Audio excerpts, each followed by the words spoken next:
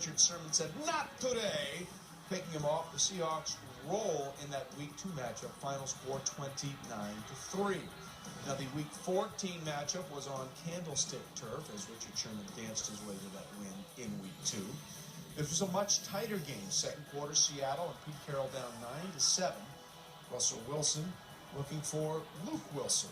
And he goes 39 yards for the score, and the Seahawks looked like they were going to sweep up 14-9. But just before the half, a huge play.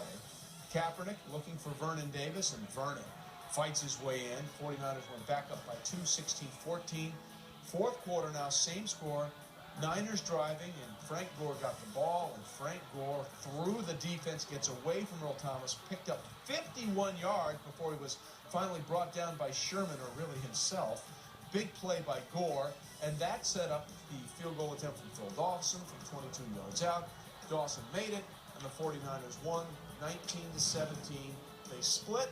The rubber match will be the late game Sunday in Seattle. And joining us now in this Sports Center special to talk about it is Seahawks wide receiver Doug Baldwin. Doug, I guess if you had to draw it up, would you rather play anybody else but San Francisco, considering the history you guys have had over the last couple of years with the Super Bowl on the line? No, not at all. I think all of my teammates were pretty excited about the matchup just because of the rivalry itself. So much history and tradition there, and we're excited about it. There's two good teams going up against each other, similar styles of offense and defense. So it's going to be a fun matchup.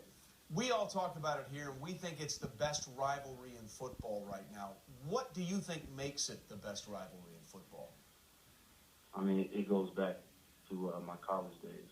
Jim Harbaugh, Pete Carroll, the USC-Stanford rivalry, and then now in the NFL, you got two great teams. Like I said, similar styles, so it's always aggressive when we play them. And the games are always so close, or usually so close. And we just play so tight against each other. And obviously there's some emotion there, but I think that's what really adds to it. It's always a spectacular game when we play against each other. Yeah, going back to those college days, it could be called the What's Your Deal Bowl, considering what happened between Harbaugh and Pete Carroll after the end of that one game at USC. Listen, at this point, is there anything you don't know about San Francisco or anything they don't know about you? No, not at all. At this point, it's really not about X's and O's. It's about who wants it more. And it's, like I said, it's very similar styles, so we know each other very well. And it's going to come down to who's going to be the aggressor. The run game is going to be key in this game. So, like I said, we're excited about it just because the matchup is so phenomenal. It's going to be exciting for us.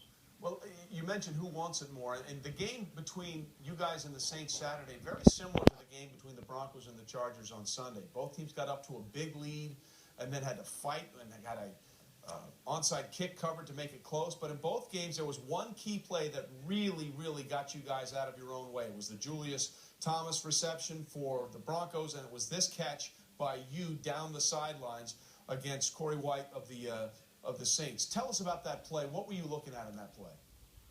Well, I was more concerned just about the situation. It was 3rd and short, and so we knew that the Saints were going to try to stop the run. We've been trying to hammer them with the run the entire game, and so they were trying to stuff the box and give a little pressure outside to myself and Golden. And fortunately enough, we saw an opportunity to take it to him in the air and rush through a beautiful ball in the adjustment, and it was just a heck of a play.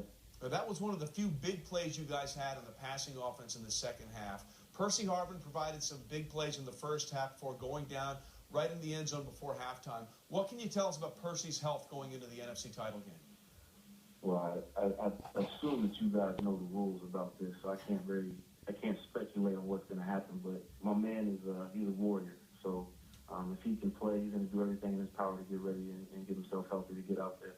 I know that he has been raring to go ever since he got injured, so it's kind of emotional for us all because he's been working so hard to get back, and he really just can't catch a break. But I know he'll do everything in his power to get back.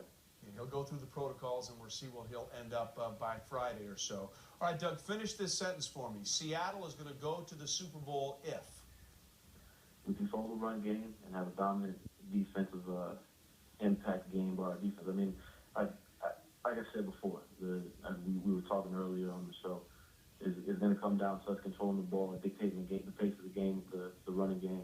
And our defense has got to stop their offense. It's going to come down to that, simply put. That's a Stanford education working for you right there. Doug, as always, we appreciate the time. Best of luck. We're looking forward to a heck of a game on Sunday. Appreciate it, fellas. Doug Baldwin from the Seattle Seahawks. And you look at the championship game, Seahawks 16-1 at home in the past 2 seasons, including the playoffs, that one loss coming in the regular season to Arizona in a game where Carson Palmer threw 4 interceptions. If you told me that Carson Palmer and the Cardinals were going to win when they threw 4 interceptions in that game, I said, get out of here. 49ers have won 8 straight, which is the longest active win streak in the NFL, and 3 of Colin Kaepernick's 5 worst games by the ubiquitous total QBR stat have been against the Seahawks. Let's just start right there for a second, because we talked a lot about the divisional game. We'll get to that in a minute, but here's first San Francisco talking about the rematch.